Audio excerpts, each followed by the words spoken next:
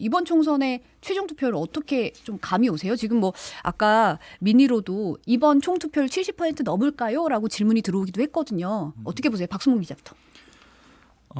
지금 이제 지난번 4년 전 총선 때는 지금 현재 시간 기준으로 똑같이 봤을 때 19.2%였잖아요. 그러니까 그때보다는 이번 투표율이 본 투표율이 조금 낮은 상황이라서 뭐 70% 안팎으로 아니면 뭐 좀 안 되거나 이런 식으로 나오지 않을까 이렇게 좀 추정을 하고 있고요. 좀 주목이 되는 거는 대구네요. 대구가 지금 현재 투표율이 굉장히 높은데 사전 투표율 때 되게 낮았었거든요. 맞아요. 가장 낮은 지역이었잖아요. 그래서 여전히 이제 보수 진영에서 이 사전 투표에 대한 불신이 조금 남아 있구나 이런 걸 좀 볼 수 있을 것 같아요. 네, 김도현 예, 기자. 저도 뭐 비슷한데 60% 극후반 뭐 68% 69% 정도에서 70%까지 나올지 않을까 싶은데요.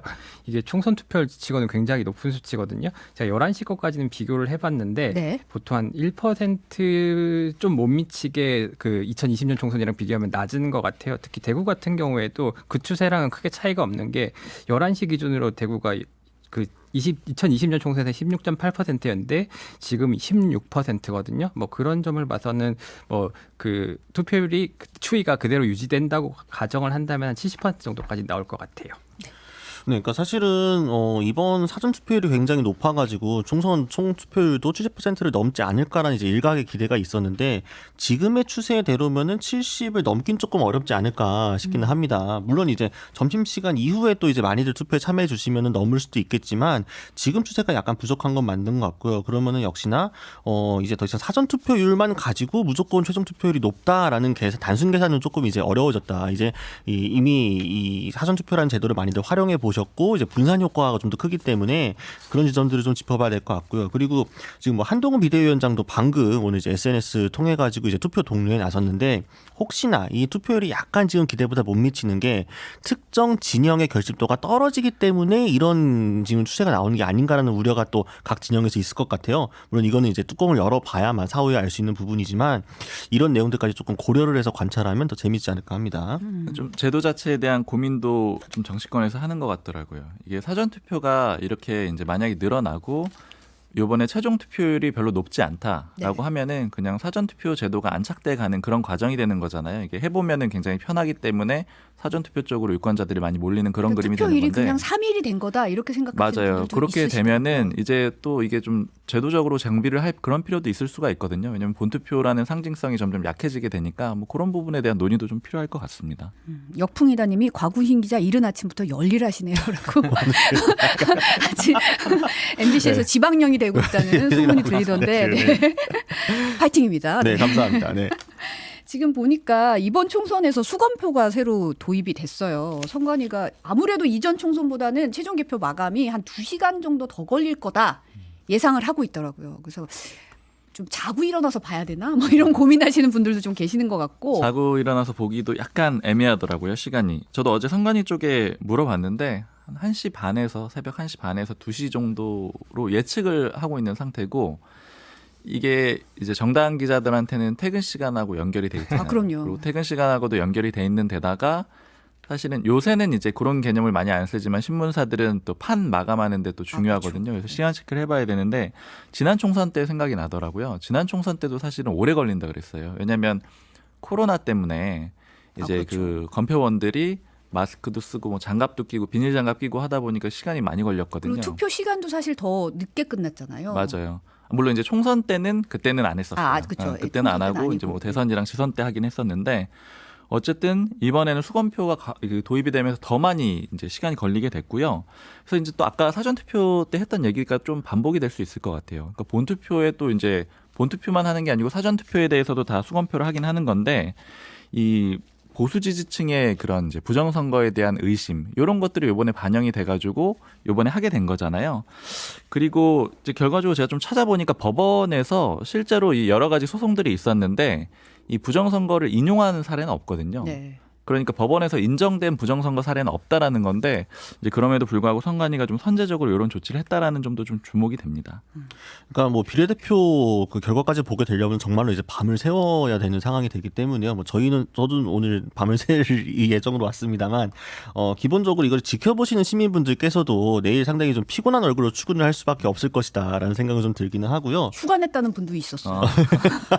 방송 3사가 출구 조사를 잘 맞춰야 될 것 같아요. 네. 아유, 왜 이렇게 부담을 막 주시네요. 이게 사실은 선관위가 이제 50cm까지 그 비례대표 투표용지를 이제 개표할 수 있는 투표기 분류기를 도입을 했었는데 이게 이번에는 51.7%까지 7cm까지 된 거잖아요. 네. 그래갖고 38개 정당이 비례대표로 투표를 냈기 때문에 뭐 새벽 5시, 6시쯤 돼야 나온다고 하니까 이건 정말로 일일이 수개표를 해야 되기 그렇죠. 때문에 네. 굉장히 오래 걸릴 수밖에 없고 그래서 아마 저희 조간신문들은 일면에다가 비례대표 숫자를 넣기는 아마 힘들 것으로 보입니다. 그 게다가 비례대표는 3%를 넘어야지 가능하니까 맞아요. 개표하고 또 3% 넘는 사람 추려서 계산해서 좀 해야 되는 네, 좀 이게 절차가 좀 복잡한 게 일단 보니까 순위도 후순위예요. 그러니까 지역구 개표를 먼저 하고 그 다음에 비례대표 정당 개표를 그 다음에 하거든요. 아, 그러니까 네. 당연히 후순위니까 늦게 끝나기도 하고 그 다음에 말씀해주신 대로 절차가 조금 더 있죠. 이게 그냥 지역구 같은 경우에는 득표 많이 한 사람이 이기는 건데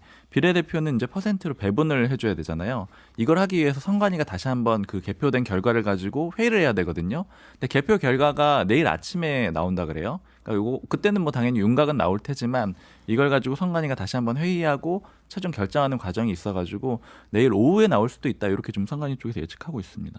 아까 김도현 기자 말한 것처럼 조금만 좀 짧았어도 분류기를 쓸 수 있었을 텐데 좀 아까울 수도 있었을 것 같아요. 이게 비례대표 그 선거제도를 어떻게 할 것이냐에 대한 불확실성이 굉장히 늦게 해소됐잖아요. 사실은 민주당에서 어느 정도 그걸 정할 수 있는 뭐랄까 힘이 있었던 건데 그 부분이 해소가 안 되면서 선관위 자체도 설마 그렇게까지 되겠어 이런 좀 아니라는 생각을 했던 게 아닐까 싶습니다. 지금 이번에 사실 사전투표를 이게 계속 했었는데 31.3%로 높았고 김건희 여사도 지난 5일 용산의 이태원동에서 사전투표한 걸로 확인이 됐어요. 뭐 이날 윤석열 대통령이 부산에서 사전투표 혼자 했잖아요. 그러면서 이제 김건희 여사는 그럼 본투표하는 거냐 이런 식으로 이제 좀 궁금해하시는 분들 많았는데 대통령실에서는 뭐 사진이나 영상 같은 것도 공개를 하지 않았어요. 이유가 뭐라고 보시나요? 뭐 사실은 용산에서도 잘 알고 있는 거죠. 지금 선거 국면에서 이제 김건희 여사가 전면에 등장을 하게 되면은 여권에 좀 악재로 작용할 수도 있겠다 이런 정무적 판단이 있기 때문에 그러니까 사실은 보통 이런 선거판에서는 이 대통령 배우자와 대통령이 함께 좀 투표를 하고 그게 사진도 찍히고 기사도 나오고 이게 일반적이잖아요. 그 관례를 깨고 윤석열 대통령 혼자 투표하는 모습을 보여줬고 사실 이것도 이 대통령실이 먼저 알아서 공개를 한 게 아니라 언론사 취재가 들어가면서 나중에 대통령실이 좀 인정하는 모양새였거든요.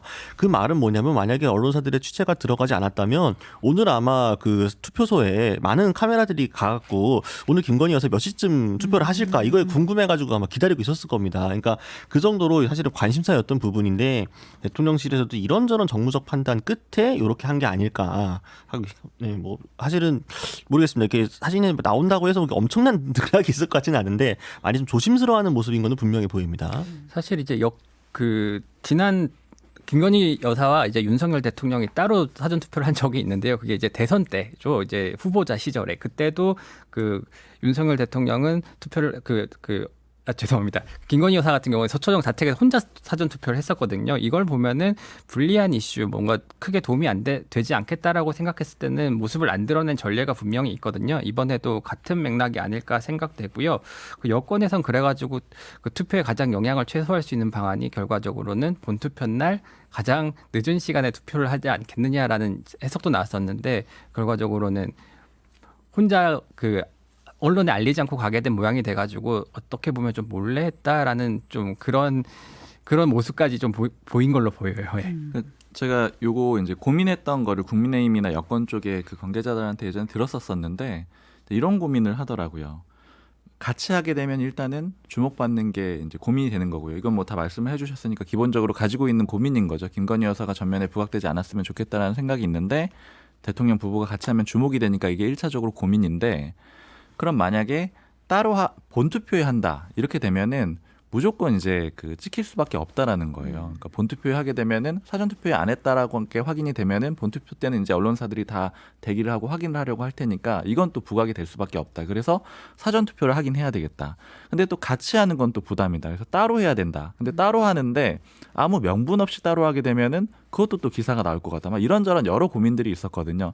그래서 결과적으로 보면은 윤석열 대통령이 부산에 일종의 출장을 갔던 날인 거잖아요. 네. 출장을 갔기 때문에 같이 할 수 없는 명분이 살아 있는 거죠. 그러고 또 사전투표 때 그래서 이제 한 거죠. 본투표 때 하게 되면은 더 주목을 받을 수가 있기 때문에 그래서 뭐 최종적으로 이런 판단을 내리지 않았나 이렇게 해석이 됩니다.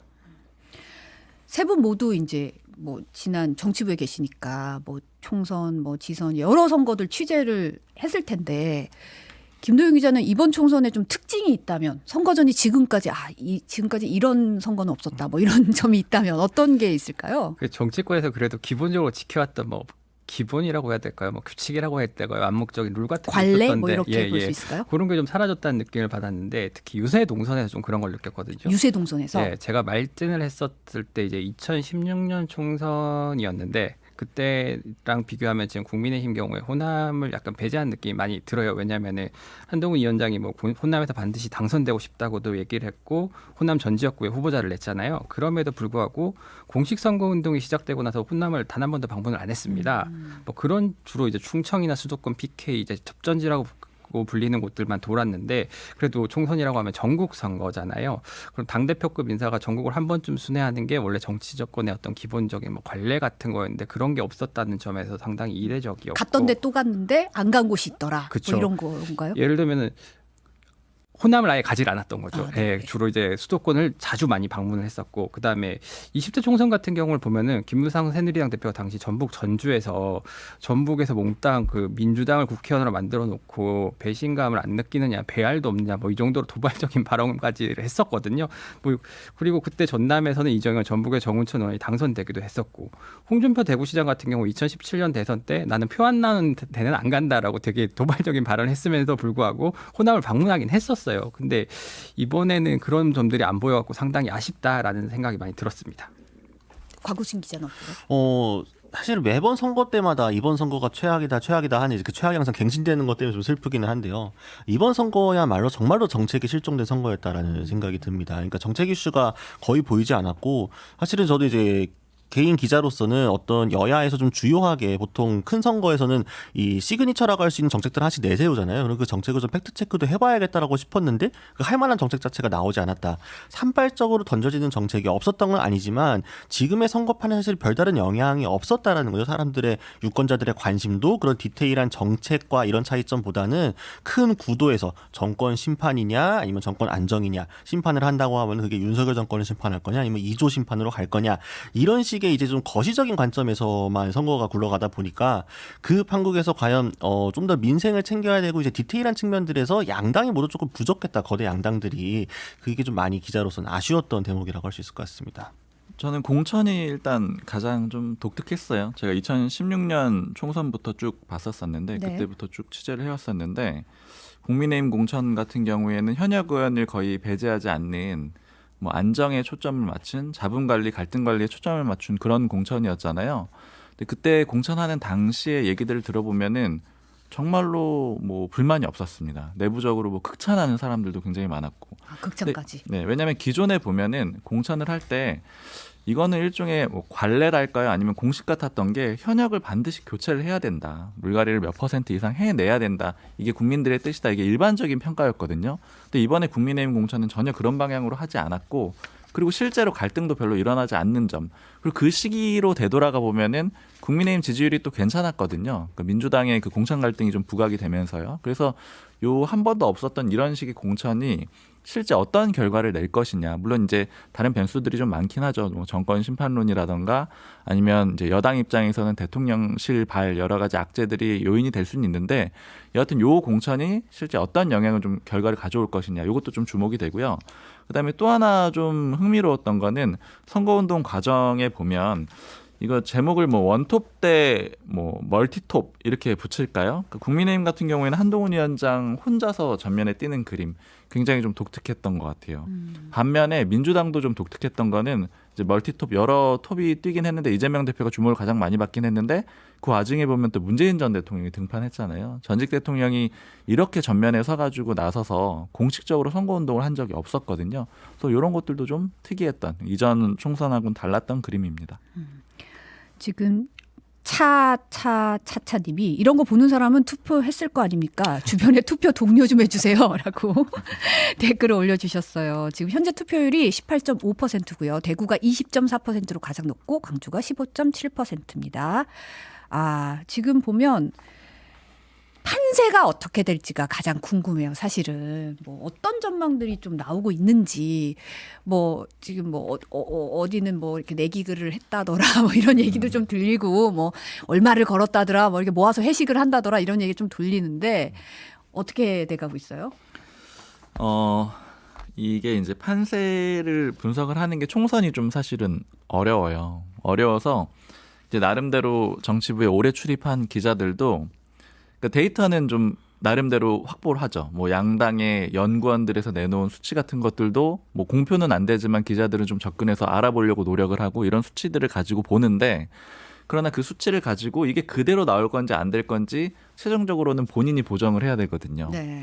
그러니까 방송 3사도 마찬가지잖아요. 약간 다르게 수치를 내놓잖아요. 같은 데이터를 가지고 그런 작업을 좀 거치게 되는데 이제 제가 최근에 그냥 뭐 관계자한테 들었을 때 그 표현이 좀 와닿더라고요. 이거 이제 이런 예측을 해보면서 하는 얘기였는데 무슨 얘기였냐면 이 총선 결과는 매번 놀라울 정도로 한 사람이 한 것처럼 그 메시지가 좀 또렷했다라는 거예요. 그러니까 집단지성이. 네, 마치 집단지성이 한 사람인 것처럼 이건 요번엔 이런 뜻이다라고 하면서 내놓는 메시지가 굉장히 또렷했다라는 거죠. 예를 들어 뭐 지난 총선 때는 뭐 민주당이 압승을 줬고요. 그전 총선 때는 또 굉장히 비등비등하게 민주당이 아슬아슬하게 일당을 하는 그러니까 뭐 균형을 맞춰주면서 또 국민의당이 또 많이 의석을 가져가는 그런 메시지를 줬는데 그래서 이번 메시지가 뭘까를 가지고 의석수를 추정을 해봐야 되는데 그게 좀 뭐 확실치가 않은 것 같아요. 그러니까 일부에서는 윤석열 정부 심판 메시지를 강하게 줄 거다. 그러면 이제 200석이 넘어가는 야권이 그런 숫자가 나올 수가 있는 거고 정권 심판은 심판인데 민주당도 잘한 거 없잖아. 그러면 민주당도 역시 견제를 받아야 돼. 이러면은 이제 민주당이 과반을 주되 뭐 100에서 150 사이 이런 정도로 그러니까 국민의힘이 그런 정도로 받지 않겠냐 이런 걸 가지고 좀 추정을 하고 있는 상태인데 다만 어찌됐든 간에 큰 그림에서는 그 여당이 좀 불리하다 이렇게 보는 건 좀 일반적인 것 같아요. 제가 할까요? 민주당 같은 경우에는 일단 목표를 150일 과반을 설정을 하고 있으니까요. 이 목표 자체는 그러니까 최소한 요 공표 금지 기간 직전까지 여론조사를 토대라고 한다면 무난하게 달성이 가능해 보인다. 물론 뭐 여러분 모르겠지만요. 반대로 이제 국민의힘 같은 경우에는 내부적인 이야기 좀 들어보면 최악의 국면은 좀 지나갔다라는 평가가 좀 많은 것 같아요. 최악의 국면은 지나갔다. 네. 그러니까 이번 선거를 복기를 해보면은 사실 정권 심판론은 계속 강하게 작동을 하고 있었는데 이게 이제 민주당으로 잘 모이지 않고 있다가 민주당이 이제 공천 갈등을 겪으면서 여당이 좀 반사이익을 얻는 추세들이 있었죠. 근데 그게 다시 또 반전되고 이제 뭐 황 전 비서관 수석 비서관이라든가 아니면 이제 이종섭 전 대사라든가 그런 문제들 때문에요. 여기에 그런 지금 민주당의 또 막말 관련된 논란들이 터지면서 이게 조금 회복이 되나 싶었다가 또 이제 뭐 대파 이슈라든가 이런 것들 하면서 굉장히 좀 양당의 각자가 악재들 다 갖고 있는 상황에서 지금 뛰고 있는 상황인데 국민의힘에서는 이제 계산기를 두드려 봤을 때 한참 안 좋았을 땐 정말로 개헌 저지선도 뚫리고 두 자릿수까지 내려갈 수도 있다는 위기감이 있었지만 읍소 전략. 정말 200석 넘어가면 큰일 납니다. 지금 조국식 사회주의를 개헌을 할지도 모릅니다. 이런 메시지가 최소한 집토끼 지지층을 잡는 데는 도움이 좀 되고 있다. 이렇게 판단을 하고 있는 것 같아요. 결국 이런 어떤 일종의 위기감, 공포감을 조성하는 마케팅이 보수층의 결집을 불러옴으로써 최소한의 개헌 저지선이라 할 수 있는 이제 120석 정도의 확보는 가능하지 않겠느냐. 요게 이제 여당 내부의 데이터 플러스 이제 위시풀 띵킹이 약간 들어간 해석이라고 볼 수 있겠습니다. 예, 사실 기자들이라고 해가지고 뭔가를 더 많은 정보를 접할 수 있다는 점에서 예측이 조금 더 정확할 수 있는데 꼭 맞진 않거든요. 근데 저희들도 이제 내기를 하잖아요. 그러면 거기에서 이제 제가 레인지를 살펴보면은 거의 국민의힘 같은 경우 굉장히 많은 경우에 130, 보통은 이제 100 이하로 예측을 하시는 분들도 많아요. 이게 어떻든 전문가들이나 양당의 그 연구원들이나 통해 가지고 나온 것들 취합한 거니까 아마 이 정도 레인지에서 결과가 나오지 않을까 생각을 하고 그 대체적으로는 범야권이 과반을 넘긴다는 건 거의 뭐 대부분 그렇게 보고 계시는 것 같고 민주당이 단독 과반을 할 것이냐 부분도 좀 많이 그렇게 점치시는 것 같아요. 어저께 제가 그 그 청계광장에서 국민의힘 파이널 유세를 갔다가 그 당 관계자를 만났는데 좀 싱글벙글하게 웃으면서 뭐 120석이 나올 것이다라고 하시더라고요. 그만큼 어떻게 보면 국민의힘의 그 당세 자체가 굉장히 많이 약화됐다는 걸 보여주는 게 아닌가 싶습니다. 근데 사실은 최근 기사에서 이제 전문가들 그 전망도 좀 종합해서 기사도 쓰셨잖아요. 보면은 그래도 전반적인 추세를 볼 수는 있을 것 같아요. 그 전반적인 추세라고 한다면은 보통 이제 결과적으로 보면은 민주당이 단독 과반을 할 거라고 보는 전문가들이 많았고요. 그 다음에 180석 범야권이 180석을 넘어서 200석까지 할 것이냐 말 것이냐가 그 전문가들이 그 가장 좀 주목하는 부분이었어요. 근데 200석까지는 안 되고 180석은 넘길 것이라는 게 대체적인 관측이었고요. 반면에 이제 그 엄경영 소장 같은 경우에는 이제 60대의 투표율이 굉장히 높고 20, 30대 투표율이 굉장히 낮기 때문에 이런 부분이 영향을 미쳐가지고 국민의힘이 과반을 할 수 있다라는 주장을 유지하고 계시더라고요. 그래도 조금 원래 얘기보다는 조금 낮춘 것 같은데요. 원래 처음에 얘기했던 예, 것보다. 처음에는 170까지 말씀하시다가 저한테는 150석까지 과반 말씀하시다가 최근에 인터뷰에서는 149또 말씀하시더라고요. 좀 낮추시는 것 같더라고요. 이라는 님이 투표 참관인하고 오셨다고. 와. 투표 많이 이제 한 표에 소중한 한 표 많이들 행사하셨으면 좋겠고요. 근데 사실 이제 결국은 성적표가 딱 나올 거 아니에요. 어찌 됐던. 그럼 이제 이게 전국 분위기, 뭐 온도, 뭐 이렇게 공기의 흐름이 좀 달라질 텐데 이제 어떤 정도를 하면 여야 입장에서는 어떻게 보면 아까 뭐 싱글벙글 웃더라라고 얘기를 하셨는데 어떻게 보면 어느 정도 나오면 이 정도면 뭐 우리는 뭐 이렇게 생각하는 그 기준을 어떻게 보세요? 만약에 이게 기준은 좀 명확해요. 그러니까 여당 기준으로 100석, 120석, 150석 요거를 기준으로 볼 수가 있거든요. 여당 기준으로. 네, 만약에 여당이 100석을 못 가져간다, 100석 이하다 이런 경우에는 야권이 마음대로 할 수 있는 상황이 오는 거잖아요. 개헌저지선, 그 다음에 뭐 대통령 거부권도 무력화가 되는 거고요. 사실은 탄핵도 의결까지는 가능한 거고요. 그러니까 마음대로 할 수 있는 상황이 되는 거니까 그때는 뭐 여당 입장에서는 정말로 뭐 최악의 상황이라고 볼 수밖에 없고 아마 대대적인 내부 혼란하고 재편 과정이 이루어지게 될 겁니다. 뭐 대통령 탈당 얘기가 공천 과정에서도 뭐 일부 하문경 후보한테 나오긴 했었는데 그거는 뭐 당연하고요. 분리되는 과정도 있을 거고요. 그 다음에 내부 이제 조정, 그 주류 자체가 바뀌는 그런 과정도 거치게 될 거고요. 뭐 대대적인 혁신 과정도 일어나게 될 겁니다.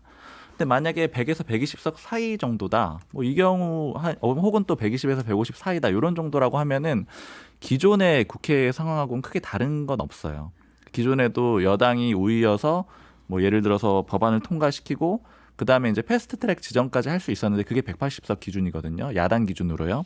그것까지는 가능한데 사실 결과적으로는 법안 처리가 그 대통령에게 막히는 그러니까 거부권으로 막히는 그런 그림이었기 때문에 반복되는 상황일 거거든요. 그래서 국회 자체는 변화가 없는데 다만 여기서 지켜봐야 되는 것은 이제 예를 들어서 한동훈 위원장의 입지 같은 걸 볼 수가 있겠죠. 그러니까 지도부가 지난 총선보다 잘했기 때문에 버틸 수가 있다. 뭐 이런 관측이 있는 거고 혹은 뭐 그보다 안 된다라거나 지난번이랑 비슷하거나 이렇게 되면은 지도부 자체의 입지가 쪼그라들 수밖에 없거든요. 왜냐하면 지난 총선을 가장 최악의 총선 중에 하나로 국민의힘에서 평가를 하는데 그 정도 수치가 나온다라고 하면 한동훈 위원장의 미래하고 좀 연결된다라고 볼 수가 있고요. 그리고 만약에 지난번보다 잘하고 또 120석에서 140석 사이가 나온다라고 하면은 오히려 어려운 상황에서 한동훈 위원장 잘했다 이런 평가도 나올 수가 있거든요. 그래서 이제 지도부 입지에 관한 그런 문제가 한 가지 있을 것 같고요. 그다음에 야당 입장에서는 아직 그 21대 국회 임기가 좀 남아있긴 한데 바로 예를 들어서 의석수에 따라서 일부 특검을 바로 추진을 할 겁니다. 21대. 그건 이제 여론을 보는 거거든요. 이번에 총선 결과가 야당의 압도적인 지지를 보여줬다라고 하면은 예를 들어 200석이 안 된다고 하더라도 그러니까 거부권을 대통령이 행사하면 막을 수 있다고 하더라도 여론을 믿고 다시 한번 전반적인 특검들을 쭉 그 추진할 가능성이 있거든요. 그래서 이제 야당의 공세가 굉장히 거세질 가능성이 있고 반대로 생각보다 국민의힘이 선전한다라고 하면은 야당 입장에서는 또 이제 야당 자체적으로 내부의 이제 조정이라던가 그리고 이제 공세도 조금 약화될 수 있고 이런 흐름이 있을 것 같아요. 이제 국민의힘 같은 경우를 보면은 그 지금 대체적으로 전문가들이 예상하는 대로 뭐 범야권이 150에서 180석을 달성하게 된다면 사실상 조금 우려가 되는 게 좀 우경화될 수 있다라고 염려하시는 분들이 많더라고요. 왜냐하면 지금 당선 가능성이 높은 국민의힘 의원들을 보면은 대체로 이제 대통령실에 할 말을 했다라고 할 만한 사람들이 안 보이거든요. 뭐 과거에 이제 나경원 전당대회 출마하지 말라 연판정 썼던 분들이 이런 분들이 사실은 그 당선 가능성이 굉장히 높은 지역구에 공천을 그대로 받았기 때문에 그런 점에서 대통령에 대한 탈당을 요구한다거나 뭐 이런 부분까지 과연 나갈 수 있을까 좀 우려하는 부분들이 분명히 있고 거기에다 더해서 이제 약간은 결과적으로 구심점이 누가 되느냐의 문제인 것 같아요. 이제 나경원, 한동훈 뭐 이런 분들이 다시 구심점이 될 수 있다면 대통령실과 각을 세울 수 있을 텐데 지금 바로 등판하기는 그렇게 쉽지 않아 보이는 상황이기 때문에 그런 점들이 영향을 많이 미칠 것 같아요. 예. 그러니까 지금 방금 말씀 주신 것과 좀 연결도 되는 내용인데요. 지난번 선거 때 총선에서 이제 국민의힘 이제 전시전 미래통합당이 이제 103석으로 이제 참패를 하고 나서 혁신하겠다. 우리 반성한다라고 해서 막 혁신 작업을 막 했었단 말이죠. 근데 돌아놓고 보았을 때 혁신 작업의 생명력이 그렇게 길게 가지 못했다. 왜냐하면은 실질적으로 이렇게 지고 나면은 중도층 민심에 좀 민감한 수도권 후보들은 다 떨어지고 영남권 좀 보수층에 조금 더 소통이 많은 그런 그쪽 그 지방에서 많이 올라온단 말이죠. 그러면은 남아 있는 사람들 중에 현역원 중에 대부분이 강성 지지층의 목소리에 조금 더 민감한 사람들이다 보니까 중도층이라든가 뭔가 이제 스윙 보터들을 붙잡을 수 있으면 혁신이 어려워지는 건데 그런 모양이 똑같이 제한될 수 있다. 너무 참패를 하게 되면은 이제 그런 상황이 하나가 있을 거고요. 또 이제 사실은 그러니까 국민의힘은 무조건 전당대회를 해야 됩니다. 지금 비대위 체제니까. 비대위 체제죠. 네. 지금. 그럼 무조건 전당대회를 치러야 되는데 그리고 전당대회에서 당권을 누가 잡느냐가 사실은 앞으로 이 당의 방향을 가는 아주 중요한 거잖아요. 근데 지금 거기에 나설 만한 사람들이 다 지금 격전지대에서 되게 힘들게 뛰고 있어요. 나경원 전 의원도 그렇고 안철수 의원도 그렇고 뭐 유승민 전 의원은 지금 아예 자리가 없는 상황이라서 이번에 아예 당에서 공식적인 직함도 주지 않은 상황이잖아요. 누가 살아남고 누가 떨어지느냐 그리고 한동훈 위원장의 입김은 얼마나 지속될 것이냐. 사실상 윤석열 대통령 입장에서는 몇 석이 되었든 간에 계속해서 여당의 그립을 본인이 잡고 가고 싶어 할 거고 그리고 반면에 한동훈 위원장이나 새롭게 이제 올라오는 사람들 입장에서는 이젠 좀 당과 정부의 용산과의 관계를 재정립해가지고 당이 할 만하는 좀 관계를 만들고 싶다 이럴 거잖아요. 이 양측 사이에 전당대회를 두고 새싸움이 벌어질 수도 있다. 그럼 거기서 누가 승기를 잡고 가느냐? 총선 결과 연결이 될 수밖에 없다. 이렇게 보면 될 것 같습니다.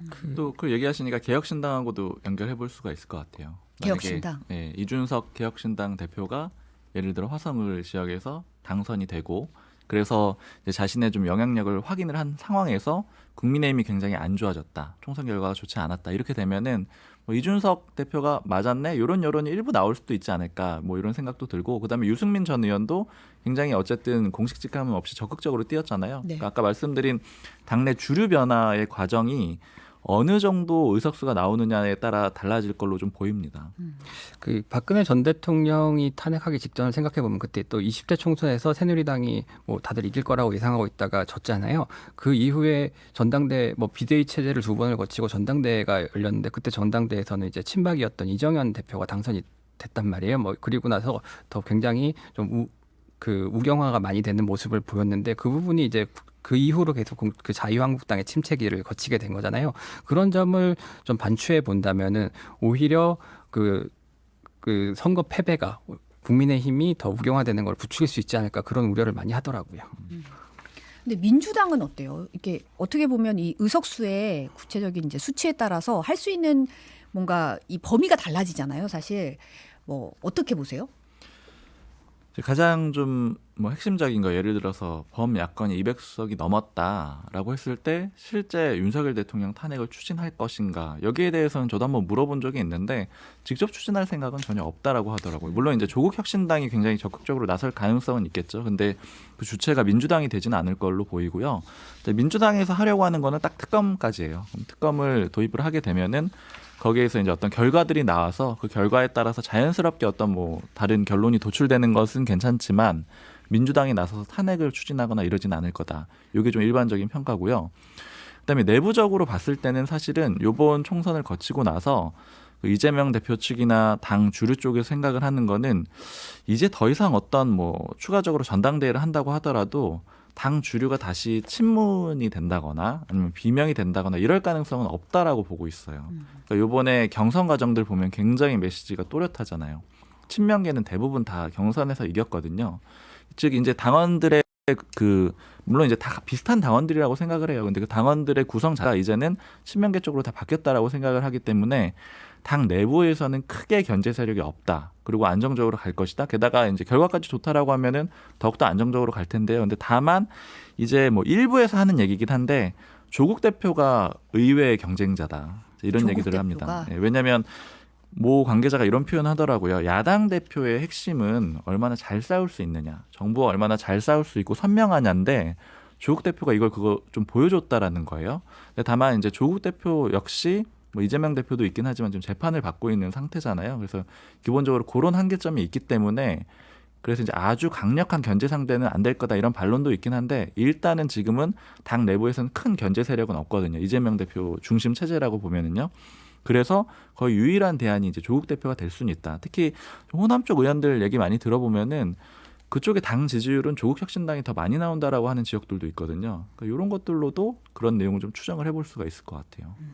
사실은 민주당과 조국혁신당과의 앞으로의 관계가 어떻게 될 것이냐가 제일 중요한 포인트라고 볼 수 있을 것 같아요. 야권 입장에서는.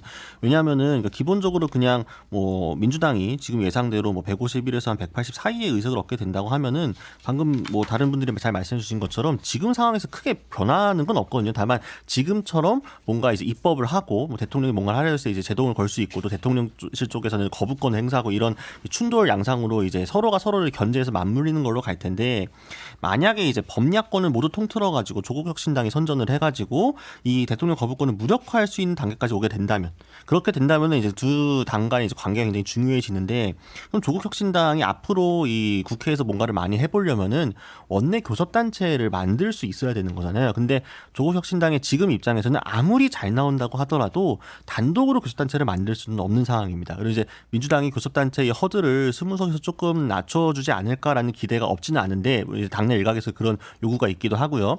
다만 이것이 조금 낮춰진다고 하더라도 조국혁신당이 뭐 얼마 낮춰질지 모르겠습니다만 바로 교섭단체를 만들 수가 없다고 한다면 다른 정당들과 연합을 해가지고 이제 별도의 이제 원내교섭단체를 꾸리는 단계로 갈 수가 있거든요. 예를 들면은 이전에도 민주평화당하고 정의당하고 함께 정의화평화 그 같이 교섭단체를 만들어가지고 활동을 한 적이 있었습니다. 그 지난 국회 때요. 그런 식의 구상이 이번에도 사실 혁신당 안에서도 얘기가 나오고 있는 상황이거든요.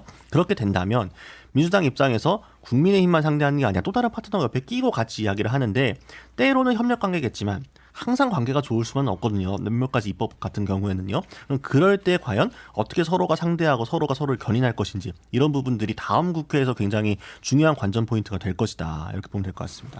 결과적으로는 대선 주자의 유무인데 굳이 얘기하자면 지금 민주당의 이재명 대표 정도가 유일한 상황이고 그다음에 조국 대표도 이제 다시 떠오른 거잖아요. 그러면은 그 차이를 봤을 때는 이제 조국혁신당과 더불어민주연합의 의석 차이가 얼마나 나느냐. 실제로 조국혁신당을 찍는 그 유권자의 많은 마음에는 그 공천파동에 실망한 사람도 있을 것이고 그다음에 나는 민주당에 대한 그 비례까지는 찍을 수 없다라는 마음을 가진 사람이 많고 그거는 거의 이재명 대표에 대한 어떤 비토 여론으로 볼 수도 있는 거거든요. 그럼 그 차이가 많을수록 이제 범야권이라는 틀 내에서 이재명 대표에 대한 그 입지를 좀 짐작해 볼 수 있는 거거든요. 그 차이가 적다고 한다면은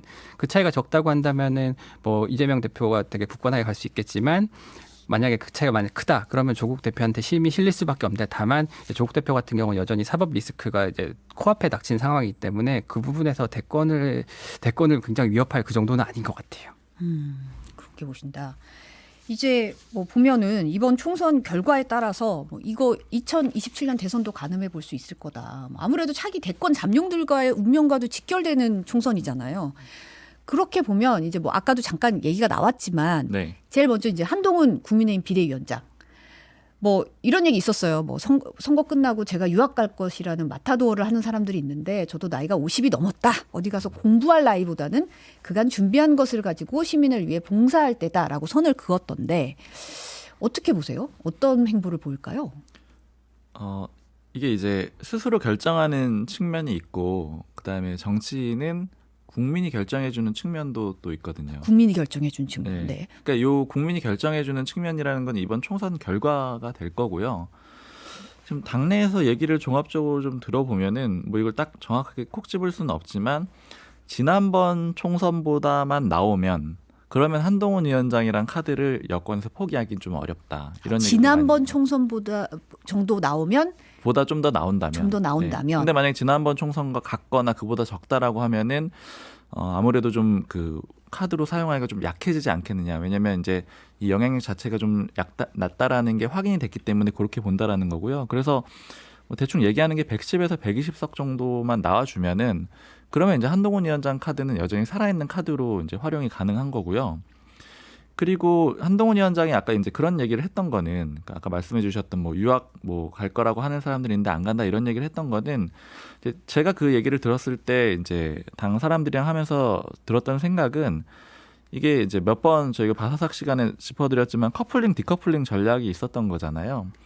계속 그 당에서는 디커플링 전략을 쓰고 싶어 했었죠. 당의 얼굴은 한동훈 위원장이고 한동훈 위원장이 계속해서 당을 꾸려 나갈 거다, 이런 메시지를 줘야지 이 디커플링 전략이 유효한 건데, 한동훈 위원장이 총선 끝나고 나면 나는 떠날 거예요, 난 당에 없을 거예요, 만약에 이런 메시지를 준다라고 하면 다시 용산으로 돌아가는 거잖아요, 주도권이. 그러니까 그런 그림을 좀 방하겠다라는 그런 취지로 좀 많이 읽힙니다.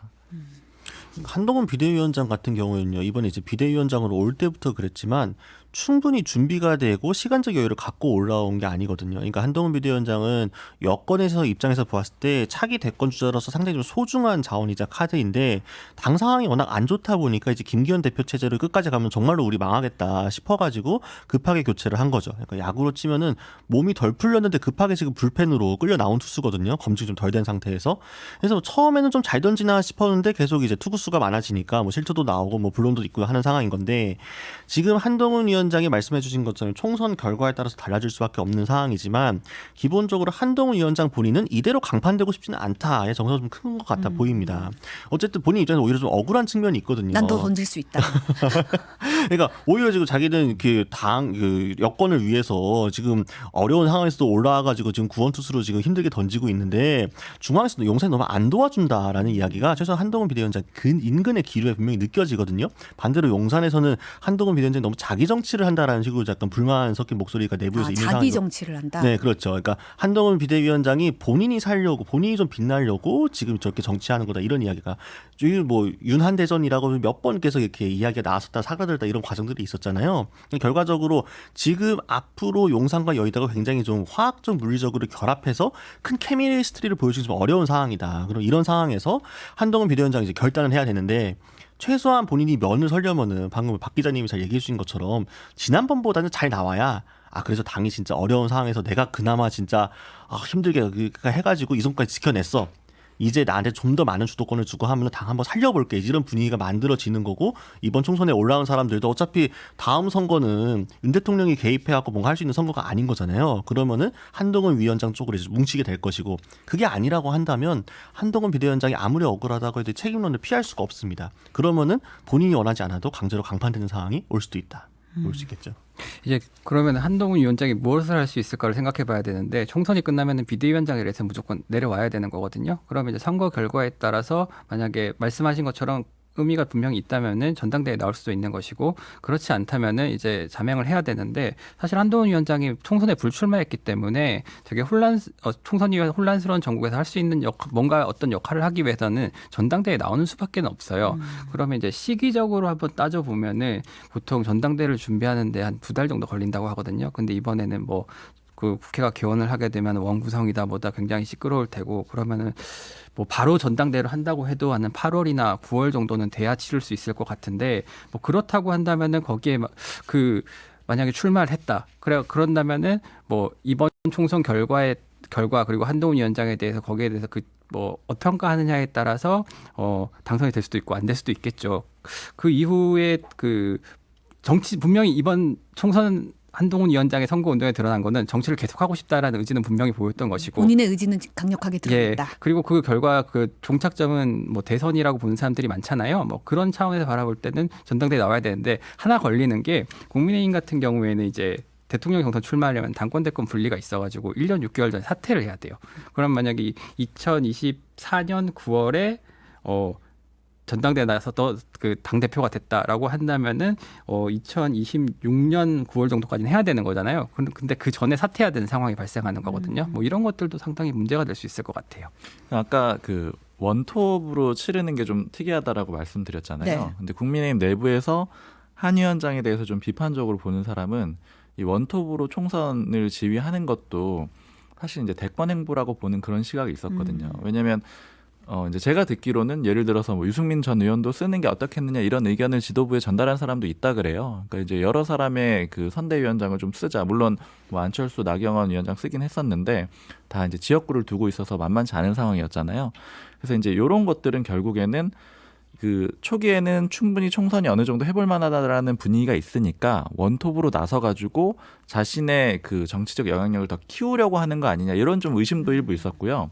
그다음에 또 하나 보이는 거는 역시 좀 한동훈 위원장에 대해서 비판적으로 얘기하는 사람들이 하는 얘기인데 그 매번 이제 여러 가지 이슈들이 있었잖아요. 뭐 의대 정원 문제라든가 뭐 여러 가지 정책적인 이슈, 대통령실하고 부딪히는 이슈, 뭐 그 이제 황상무 수사건이라든가 아니면 이종섭 대 사건 이런 것들이 있을 때 한동훈 위원장이 취하는 태도가 반용산 이런 스탠스가 좀 많았다라는 거예요. 근데 이걸 좀 비판적으로 보는 사람들이 하는 얘기는 뭐냐면 이런 스탠스를 취할 때 예를 들어 의대 정원 문제도 윤 대통령 사이드에서도 해볼 수 있다라는 거예요. 그러니까 무슨 얘기냐면 의대 정원 문제를 다룰 때 유연하게 조정하라는 결론은 같다고 하더라도 의대 의사 단체를 향해서 제안을 하는 거죠. 예를 들어 그 숫자를 가지고 오면은 우리가 그 숫자 가지고 대통령실이랑 논의를 해보겠습니다. 이런 식으로 얘기를 해볼 수가 있는데 그렇게 하지 않고 대통령실 뭐 의대 정원 해야 됩니다. 이런 식으로 얘기를 하는 거는 계속 반윤 프레임을 확대를 시켜왔다라는 거거든요.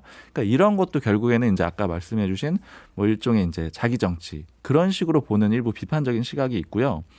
한동훈 위원장 말고 다른 그런 대권 주자들도 여건을 좀 많이 봐야 될 것 같아요. 왜냐하면 야권은 아까 김도영 기자님이 얘기해 주신 대로 별로 그 후보군이 많은 상태는 아니거든요. 뭐 어떤 이유에서라고 뭐 딱 단정 짓기는 어렵지만 공천 과정을 거치면서 상당수가 좀 정리가 된 측면도 있고요. 그래서 이제 이재명 대표 거의 독주 체제인데 여당 같은 경우에는 지금 요 공천 시즌을 살짝 벗어난 인물들이 있어요. 예를 들어 뭐 홍준표 대구시장, 오세훈 서울시장 공천 총선을 살짝 벗어나 있잖아요. 네. 그러니까 이 사람들은 이 총선에서 국민의힘이 안 좋은 성적을 받는다고 하더라도 책임론에 휩싸일 가능성이 별로 없는 사람들이에요. 그 원래부터도 대권 주자들이었고요. 그래서 이 사람들 여전히 살아있는 상태고 총선과 일부 같이 가는 사람은 안철수 의원, 뭐 나경원 전 의원 정도가 있는데 이제 지역구에서 잘 해낸다라고 하면은 더 기회가 열리는 거고 설령 안 된다고 하더라도 아마 분명히 이제 뭐 당권 주자든 대권 주자로든 뛸 가능성이 있고요. 그다음에 유승민 전 의원 같은 경우에도 여전히 좀 가능성이 열려 있는데 유승민 전 의원이 좀 주목돼서 보이더라고요. 최근에 그 당내 선거 지원 유세도 해주고 그래서 이제 좀 유 전 의원이라든가 좀 잘 아는 관계자들한테 물어봤을 때는 사실 당내 구도상 쉽지는 않다라고 얘기를 많이 해요. 쉽지 않다. 왜냐면 이제 그 오래전부터 쌓여왔던 그 배신자 프레임 때문에 대구 지역과의 그런 극적인 화해 같은 것들이 좀 필요하고 그걸 좀 넘어서야 되고 그다음에 아까 또 얘기해 주신 대로 요번에 이제 총선이 만약에 어쨌든 결과가 썩 좋지 않다라고 하면 국민의힘 입장에서요. 그러면 영남권 중심으로 의원들이 배치가 될 거고 그다음에 또 용산과 가깝거나 아니면 기존 표현으로 예전에 이제 윤핵관이라는 표현들도 썼었잖아요. 그런 의원들이 많이 있을 텐데 그러면 유승민 전 의원에 대해서는 비판적일 거거든요. 다만 이제 모 관계자가 좀 기대를 갖는 측면은 이번 총선의 가장 핵심적인 정신은 그래도 민생이었다는 거예요. 이런저런 것들이 많이 나왔지만 그 대파 문제가 가장 불거졌던 것처럼 그래서 그 경제 전문가라는 점을 좀 내세우고 그다음에 여기에 더해가지고 비윤이라는 점 이런 것들을 좀 강조를 하면 기회가 있지 않겠느냐 이런 예측도 좀 있습니다. 현재 투표율 잠깐만 보고 갈게요. 현재 투표율 27.6%, 충북이 43.1%로 가장 높고요. 세종이 16.8%로 가장 낮은 투표율을 보이고 있으니까 세종에 계신 분들 한 표, 소중한 한 표 꼭 행사하셨으면 좀 좋겠고요. 되게 빨리 오르고 있는 것 같이 느껴지네요. 점심시간 지나면서 빨리 오르고 있고 1시가 되면 사실 사전투표와 네, 이제 합산이 되죠. 제외투표 도착하는 거 해가지고 다 이제 합산된 투표율이 반영이 될 텐데 이제 그렇게 되면 이 추이를 좀 더 볼 수 있을 것 같아요. 어떻게 될지. 이제 야권 얘기 좀 해보면 이제 더불어민주당은 뭐 아까 잠깐 박수문 기자 얘기를 했지만 이재명 대표는 앞으로 어떻게 될까요? 이재명 대표는 사실은 이미 이번 공천 과정 거치면서 아까도 여러 번 얘기 나왔습니다만 당의 주류가 완전히 교체됐다는 사실이 증명이 된 거거든요. 그러니까 지금 민주당에 남아있는 많은 당원분들은 지금의 이재명 대표를 적극적으로 지지를 하고 이재명 대표가 추구하는 정치에 호응을 하고 있는 분들입니다. 그래서 이 구도가 바뀌기는 쉽지 않다. 그렇기 때문에 다음 전당대회를 한다 하더라도 예를 들면 이번 그 원내대표 선거가 그랬던 것처럼 같은 친명 안에서 어떤 사람이 어떤 기조를 가지고 와서 이제 잡느냐 정도의 약간 디테일의 싸움일 거고 이재명 대표는 계속해서 본인이 직접 대표를 하지 않는다고 하더라도 당에 이제 큰 그립을 잡고 가면서 다음 대권을 안정적으로 준비할 수 있는 구도들이 되겠죠. 그래서 앞으로 남은 기간 동안 그 본인으로서의 정치력과 리더십을 계속 증명해낸다면은 안정적으로 이제 가져갈 텐데 아까 말씀드린 것처럼 이제 이재명 대표가 당 안은 정리가 됐는데 당 밖에서의 관계들을 어떻게 할 것이냐, 대여 투쟁은 앞으로 어떻게 할 것이고 그리고 같은 야권에 있는 조국혁신당과의 관계는 또 어떻게 할 것이냐라는 거거든요. 사실은 이번 선거를 두고 물론 아직 결과가 안 나왔기 때문에 좀 예단이긴 합니다만 일부 평론가들 같은 경우에는 이거 조국혁신당 조국 대표의 즉위식이다, 뭐 대관식이다 이런 표현을 하는 분들도 일부 계세요. 그만큼 지금 조국혁신당의 좀 바람을 좀 많이 받고 있다 보니까 같은 범야권 내에서 차기 좀 대여투쟁의 전선에 설 수 있는 사람, 차기 대권에서 좀 더 가까운 사람이 누구냐라고 했을 때 유권자들이 어떻게 받아들일까? 그러면은 같은 층 내에서 이제 경쟁이 좀 심해질 수가 있고, 그리고 이제 일부 지금 당내 남아 있는 비명계로 분류되는 분들 같은 경우에도 지금 밖에 지배하는 생긴 거잖아요. 여차하면은 넘어갈 수도 있다. 조국혁신당 쪽으로. 또 일부 좀 친명 성향의 좀 지지층 중에 어떤 분들은 지금의 조국혁신당은 저 그냥 약간 친문 어영부영 모여가지고 지금 오히려 이 단일적으로 흐트러뜨리려는 거 아니라는 뭔가 의혹의 눈초리를 보내는 사람도 일부 있거든요. 그러니까 당 내에서의 지지층 사이의 분화와 갈등들이 이제 당대 당의 싸움으로 번질 수도 있다. 그렇게 되면 또다시 이제 좀 향후 정계 개편과 맞물리면서 좀 혼란스러운 정이 펼쳐질 수도 있는데 그때 그럼 이재명 대표가 얼마나 이걸 슬기롭게 잘 헤쳐 나갈 것인가 이런 것들이 포인트가 되겠죠. 그러니까 이재명 대표는 앞으로 계속해서 자기 증명을 해야 되는 시간들이 올 것이다. 심판대 자꾸 오르면서. 저는 근데 이 투표율 아까 저희가 이제 초기 기준 가지고 좀 높지 않을 것 같다라고 했는데 지금 이제 제작진이 보내주시는 투표율을 보니까 굉장히 좀 높은 것 같아요. 제가 지난 총선 지금 찾아봤거든요. 오후 12시 기준으로 19.2%였고 오후 1시 합산했을 때 49.7%였어요. 이게 지난 총선인데 그러면 49.7%에서 지난 총선 때 한 사전 투표율이 27% 정도 나왔거든요. 그럼 대략 23% 정도가 본투표에 오후 1시에 기록이 돼야 되는데 지금 현재 투표율이 36.8%라면 저게 맞다고 하면은 굉장히 높은 수치로 보이네요. 그래서 아까 뭐 예측 70% 이하로 나올 것 같다 이거를 조정해야 될 수도 있고 아니면 이게 합산이 되면서 좀 갑자기 숫자가 확 올라가는 거. 걸 수도 있어가지고 네, 그건 봐야 될 것 지금 같습니다. 합산하고 있는 과정인 것 같은데 아랑님은 내가 살고 있는 충북이 제일 투표율이 높네요. 역시 충북하고 댓글 남겨주시기도 했습니다. 지역별로 합산이 된 곳이 있고 안 된 곳이 있어가지고 아마 그 과정 그 과정인 것 같아요. 합산되면서 이제 반영이 되면서 그렇겠네요. 올라오고 있는 것 같아서 지금 부산이 현재 52.8% 지금 보이고 있어서 이게 이제 합산 과정에서 지금 이게 업데이트되고 있는 상황인 것 같습니다. 네.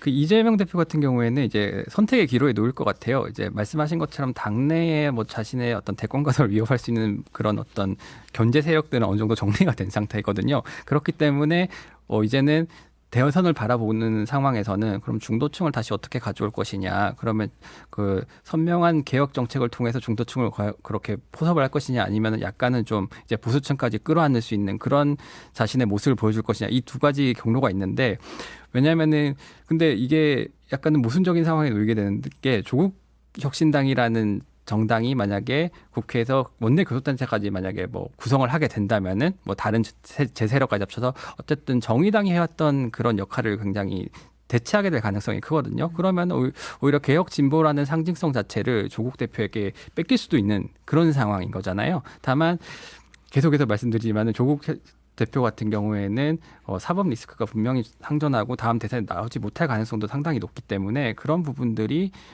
변수가 될 것 같아요. 지금 다 이제 민주당의 총선 승리를 전제로 얘기하긴 했는데 만약에 패배한다라 그러면 이재명 대표 거의 뒤가 없을 정도로 오히려 좀 꼬꾸라질 가능성이 있고요. 그다음에 총선의 승리를 이제 뭐 많은 사람들이 예측하듯이 한다고 하더라도 그 의석수 차이도 중요하고요. 그다음에 또 하나 봐야 되는 거는 그 대표적으로 좀 논란이 됐던 후보들의 문제가 될 것 같아요. 그러니까 예를 들자면 뭐 김준혁 후보라든가 양문석 후보라든가 뭐 이런 인물들 있잖아요. 그리고 또 예를 들어 무리하게 꽂았는데 안 되는 지역이라든가 이런 것들이 나타나면 예를 들어 친명 후보라고 알려져 있는데 그 후보들이 계속해서 문제를 일으킨다거나 아니면 거기에서 굉장히 성적이 저조하다거나 지금 민주당 쪽에 얘기를 들어봤을 때는 김준혁 후보나 양문석 후보의 파급력이 좀 궁금해가지고 제가 물어봤을 때는 이제 자신들의 지역구에는 영향이 있는데 전체 판세에는 영향이 없다. 뭐 이런 정도로 얘기를 하고 있거든요. 근데 이게 실제로는 그 깜깜이 이전에는 민주당이 굉장히 좋았기 때문에 만약에 깜깜이 이후에 실제 결과를 까봤는데 좀 많이 붙었다라고 하면은 결국엔 민주당 내에서 변수로 볼 거는 이제 김준혁 후보나 뭐 양문석 후보의 그런 뭐 특히 김준혁 후보의 계속되는 발언 논란이거든요. 그 부분에 대한 책임론은 일부 제기가 될 수가 있을 것 같습니다. 이준석 개혁신당 대표와 이낙연 새로운 미래 대표의 정치적 운명, 정치적 미래도 좀 궁금한 부분이에요. 어떻게 보고 계세요, 김준희죠? 그 두 분은 지역구에 출마했기 때문에 그 지역구에서 이제 얼마나 득표를 했느냐 혹은 당선 여부를 먼저 따져봐야 될 것 같아요. 이준석 대표 같은 경우에 당선된다면 분명히 보수의 새 구심점으로서 다시 어떤 구심력을 발휘할 수 있을 것 같고, 그리고 이제 그 국민의힘에서 이제 비주류로 일컬어졌던 그런 분들을 흡수하는 분명히 역할을 할 수 있을 것 같아요. 그리고 또 만약에 비례대표도 만약에 약진을 해가지고 뭐 2석 내지 3석까지 한다고 해서 이제 그 이후 이제 의석 구조를 봐야겠으나 180석이나 200석, 그러니까 민주당의 기준으로 180석, 200석의 기준에서 뭔가 캐스팅 보트를 할 수 있는 역할을 할 수 있다면은 특유의 정무적 감각이 뛰어난 사람이잖아요. 그렇다기 때문에 그런 관점에서 굉장히 주목할 만한 활약을 보일 수 있을 것 같아요. 근데 일단 깜깜이 직전 여론조사 기준으로는 당선이 크게 녹록지 않아 보이는 상황이기 때문에 좀 지켜봐야 될 것 같고요. 이낙연 대표 같은 경우에는 일단 호남에서 출마를 했지 않습니까? 거기서 이제 그리고 본인이 호남 출신이고 호남 상징성을 갖고 있는 분인데 거기에서 충분한 득표를 보이지 못한다면 정치적 미래는 사실상 굉장히 어둡다고 봐야 할 것 같습니다. 네. 그러니까 사실은 이준석 대표하고 이낙연 대표는 좀 차이점이 있는 게, 이준석 대표는 오늘 이제 투표가 끝나고 나서 선거함을 열었을 때 성적에 따라서 낙선을 하더라도 뒷일을 도모할 수 있는 정도의 성적이 나올 수도 있거든요. 그러니까 왜냐하면 이준석 대표는 처음부터 여기에 당선 가능성이 높기 때문에 갔다라기보다는 뭔가 이제 화성의 벨트를 만들어서 뭔가 상징성을 가지면서 주변 후보도 좀 돕고, 또 전체적으로 판세에서 좀 영향을 줌으로써 개혁신당의 비례대표 득표에 조금 더 도움이 될 수 있게끔 만들어주는 게 조금 더 주요한 목적이었지, 본인이 당장 만약에 금배지를 다는 게 중요하다고 했으면 비례로 빠지거나 좀 더 편한 지역구로 가볼 수도 있었겠죠. 그렇기 때문에 이 대표가 낙선을 했다고 해서 무조건 여기서 정치 생명이 끝난다 이렇게 보긴 좀 어렵고, 다만 이제 공영훈 후보와의 그 여론조사 공표 금지 기간 직전까지 좀 붙는 추세를 만들어 왔었는데 얼마나 더 붙일 것인가. 뭐 뒤집으면 당연히 뭐 엄청 뜨게 되는 것이고, 뒤집지 못한다고 하더라도 꽤 가까이 선전만 하더라도 소위 젖잘싸, 졌지만 잘 싸웠다 이렇게 갈 수가 있는 거기 때문에 사실 어제 마지막 유세 현장 분위기도 좋았다고 하더라고요. 그래서 이거는 좀 열어봐야 된다라는 거고, 반면에 이낙연 대표는 사실상 조금 이번 총선을 통해서 본인이 가지고 있던 정치적 자산이라든가 상징적인 면을 많이 좀 잃어버렸다라고 볼 수 있을 것 같아요. 왜냐하면 호남은 사실은 이낙연 대표가 어디를 나가든 가장 잘 나올 수 있는 지역구입니다. 근데도 지금 여론조사마다 약간의 차이는 있습니다만 선거비 완전 보선도 15% 기준이잖아요. 이것도 좀 애매한 상황이거든요. 어떻게 될지 모르는 상황이기 때문에 만약에 선거비 보선도 다 못 받는 정도로 이르게 됐고, 새로운 미래 전체 뭔가 비례대표 득표라든가 뭐 다른 지역구에 도움이 된 것도 아니고, 지금 그러면 유일하게 당선될 수 있을 가능성이 있는 사람은 세종에 이제 김종민 후보 한 명밖에 없는 상황인 건데, 새로운 미래 당 자체의 운명이 바뀔 수밖에 없다. 일단 당의 리더십이 바뀔 수밖에 없을 것이고, 이낙연 대표는 비명계들의 중심도 제대로 되지 못하면서 향후 전국에서의 주도권을 잃어버릴 가능성이 크다. 차기 대권 주자로서의 지위가 흔들릴 가능성이 크다. 이렇게 볼 수 있을 것 같습니다. 뭐 다 해주신 얘기지만 지난달에 이제 새로운 미래 좀 주요 관계자 이낙연 대표랑 가까운 관계자랑 얘기하는데, 그때는 지금 이준석 후보가 지금 최근에 좀 많이 붙었다라고 개혁신당에서 얘기를 하고 있잖아요. 이제 그런 신호가 없는 시기였음에도 그 관계자가 하는 얘기는 이제 이번 총선이 지나면 이낙연 대표는 좀 정치적으로 거의 이제 마무리 단계에 좀 접어들 것 같다 이렇게 얘기를 하고요. 그 이준석 대표에 대해서 물어보니까 하는 얘기는 거기는 결과가 어떻게 되든지 간에 젊기 때문에 어떤 방식으로든 다시 재기할 가능성이 있다 이렇게 얘기를 하더라고요. 그래서 이 처음부터 이미 그러니까 총선 결과와 상관없이 이낙연 대표는 당연히 물론 이겼다라고 하면은 완전히 또 새로운 상황이 열릴 수 있었겠지만 그건 좀 쉽지 않아 보이는 상황이기 때문에 어느 정도 좀 예견이 돼 있다라고 보이고요. 그다음에 또 요 두 대표의 이런 이제 향후 상황들을 보면서 좀 드는 생각은 뭐 정치권에서도 많이 하는 얘기인데, 이제 삼지대에는 그 힘을 쓰지 못하겠구나 앞으로. 그러니까 그런 것들도 좀 하나 이제 주목이 되는 지점입니다. 이게 좀 정치권에서는 좀 많이 안타까워하는 측면이 있는 것 같아요. 왜냐하면 거대 양당의 문제점이 있고 국민들이 여기에 만족하지 못한다라는 건 어느 정도 명확한데, 그럼에도 불구하고 삼지대 정당으로 나오는 정치인들은 대체적으로 이제 패배의 기억을 안고 이게 거의 공식화된 상태거든요. 그래서 요번까지 안 된다라고 하면은 다음부터 나설 정치인이 있겠느냐 이런 얘기들이 좀 나오는 거죠. 이제 앞으로 이제 기사를 쓰실 텐데 요 선거구를 나는 좀 직접 투개표를 좀 이렇게 보고 있다라는 선거구를 아마 꼽으신다면 어디가 있을까요? 저는 사실 부산 해운대갑하고 경기 용인갑이거든요. 네. 이제 이번 선거가 정권에 대한 평가 성격이 강하다고 하잖아요. 그걸 좀 실질적으로 가장 잘 보여줄 수 있는 선거가 아닌가 싶어서. 왜냐하면 여기가 해운대갑 이 두 지역구 다 윤석열 대통령의 최측근인 주진우, 이현모 전 대통령실 비서관들이 출마를 했는데 지역구 자체는 상당히 국민의힘에 유리한 곳인데도 불구하고 여론조사상 상당히 고전을 하고 있는 것으로 나타났거든요. 그럼 여기 결과나 혹은 득표율에 따라서 실제로 이 선거 자체가 어떤 성격을 지니고 있는지 좀 판단을 할 수 있을 것 같고, 또 다른 한쪽에서는 이제 동작을 같은 경우에 한강벨트에서 국민의힘이 탈환할 수 있는 몇 안 되는 지역 중 하나로 꼽혔잖아요. 거기 결과도 좀 주목을 하고 있습니다. 네. 저는 일단 뭐 당연히 하겠지만 개항을 좀 봐야 될 것 같고요. 네, 그러니까 원희룡 후보가 젖잘싸를 할 수 있느냐 없느냐 이게 좀 중요할 것 같습니다. 물론 뭐 이기게 되면 당연히 뭐 본인이 엄청나게 뜨는 거는 당연한 얘기이지만 어쨌든 마지막까지 여론조사 공표 금지 기간 들어가기 전까지 역전을 하지는 못했으니까요. 다만 이제 추이는 조금 붙었던 걸로 나오는 이제 여론조사도 있긴 한데 결과적으로 어쨌든 자객 공천을 했는데 그 성과가 있었느냐 하다못해 원희룡 후보가 개항을 해 출마함으로써 이재명 대표를 개항을 지역구에 신경쓰도록 묶어둠으로써 다른 지역구로 좀 많이 못 도와주게 했는지 이런 평가들이 사후에 나올 수밖에 없거든요. 특히나 뭐 한동훈 위원장 같은 경우는 이제 뭐 개항 가가지고 이제 원희룡 후보랑 고깃집에서 김치찜에 콜라 먹고 나오고 할 정도로 사실은 그런 식으로까지 이재명 대표를 적극적으로 견제했던 곳이기 때문에 그거를 유권자들이 어떻게 판단했을지가 굉장히 재밌을 것 같고 그 다음으로는 이제 분당갑을.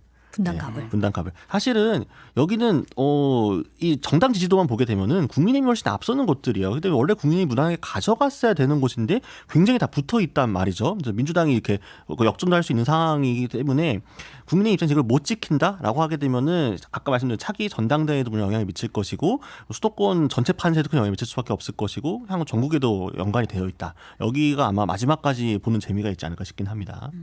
다 얘기를 주요한 지역군 해주셨는데 그 아까 언급했던 이제 이준석 후보가 나온 화성을 지역 여기는 이준석 대표 본인의 거취는 물론이고 여권 개편하고 맞물려 있기 때문에 아마 좀 주목이 많이 되고요. 분당갑도 아까 말씀해 주셨는데 이제 안철수 의원하고 이광재 후보 간의 대결 여기 이제 대권 후보가 한 명 어떻게 되느냐 이게 좀 중요하고 그다음 마지막으로 짚어보면 용산 지역구일 것 같아요. 대통령실에 옮겨온 용산을 버텨내느냐 국민의힘이 수성을 하느냐 아니면 민주당이 가져오느냐 이것도 굉장히 좀 상징성이 있을 것 같습니다. 아까 이제 이번 제3지대 얘기 잠깐 하셨는데 어떻게 보면 이제 득을 본 인물과 실을 본 인물을 한 명씩 꼽는다면 어떻게 보세요? 아직까지는 득은 없는 것 같아요. 득은 없다. 네, 왜냐하면 조국 대표는 삼지대로는 분류를 안 하니까요.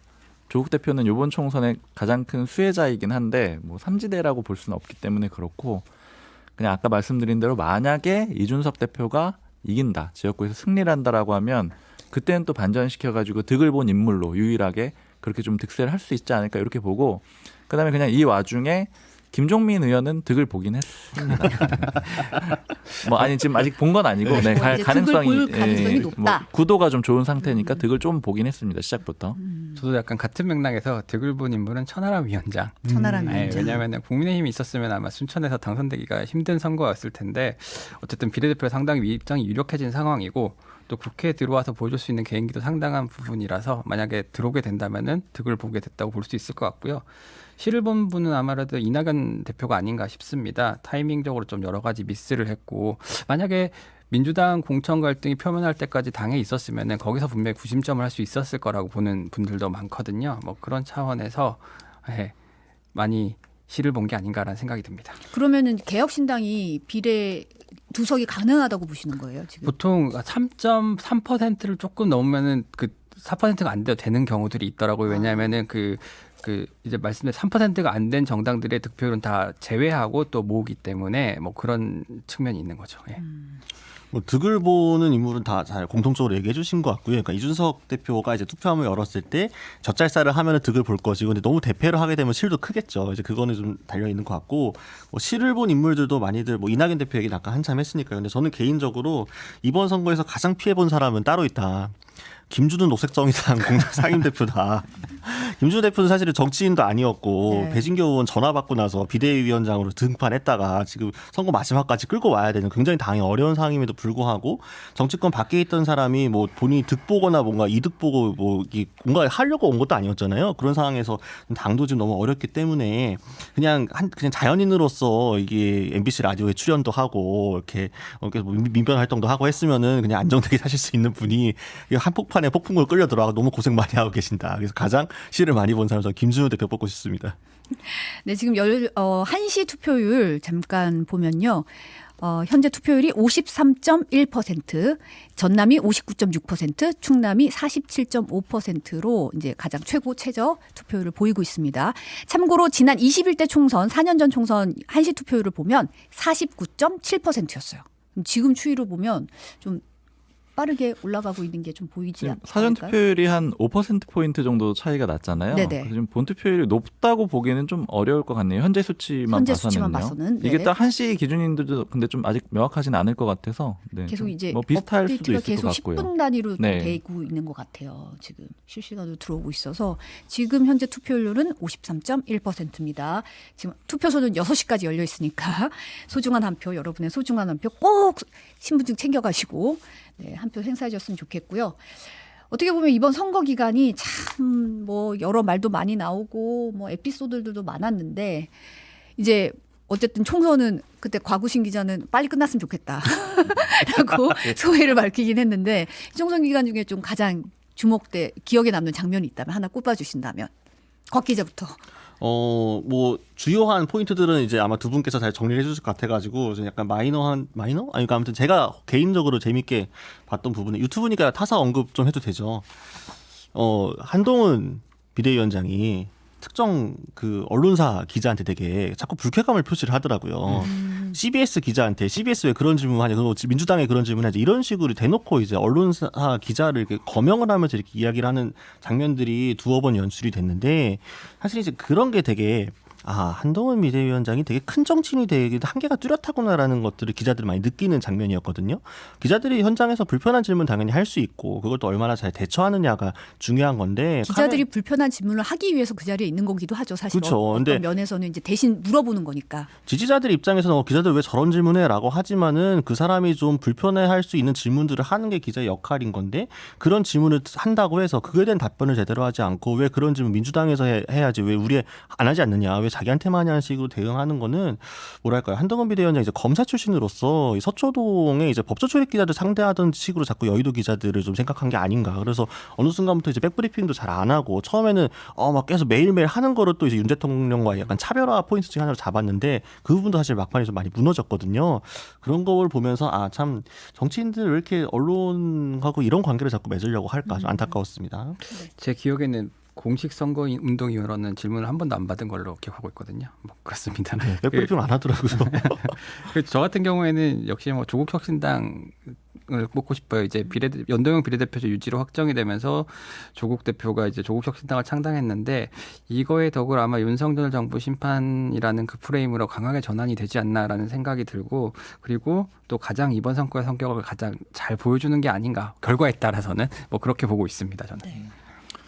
저는 뭐 두 가지 생각나는데 이제 의대 정원 문제하고 그다음에 대파 논란 뭐 두 가지인 것 같아요. 근데 이게 여러 가지 양 정치 세력, 거대 양당들이 이런저런 뭐 정책도 내고 아니면 뭐 정치적인 공방도 벌이고 이랬었는데 사실 이제 가장 근간에는 결국 이제 민생이 결국 총선 심리를 가장 좌우한다라는 게 이제 일반적인 평가였거든요. 그리고 그 대파 논란 같은 것들은 그런 것들을 좀 수면 위로 끌어올리는 그런 계기가 됐던 것 같아서 좀 제일 중요한 장면 중에 하나였던 것 같습니다. 네. 여기까지 하겠습니다. 지금까지 경향신문 박순봉 기자, 오마이뉴스 곽우신 기자, 한국일보 김도영 기자와 함께했습니다. 세 분 감사합니다. 고맙습니다.